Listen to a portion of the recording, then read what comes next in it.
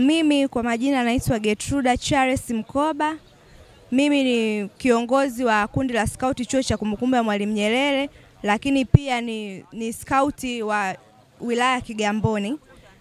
Lengo la sisi kuwepo hapa ni kwa ajili ya kufanya usafi, kusafisha mazingira, kuweka mazingira yawe safi, lakini pia kuhamasisha usafi wa mazingira kwa wananchi, wanajamii wengine wanapotuona sisi waone umuhimu wa kufanya mazingira. Lakini pia kwa sasa hivi tuko hapa, tukitoka hapa tunaenda huku bichi huku chini kwa ajili ya kufanya usafi, kuokota matakataka yaliyokuwepo huko.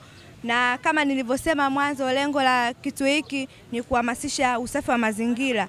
Watu wanapoona wahamasike, wafanye usafi, na lengo la kufanya usafi ni kwa ajili ya kuondoa magonjwa mbalimbali ambayo yanaweza katokea, kwa mfano kipindupindu na baadhi ya malaria, kwa sababu kuna mazingira machafu, mbu anaweza kuzaliana tukapata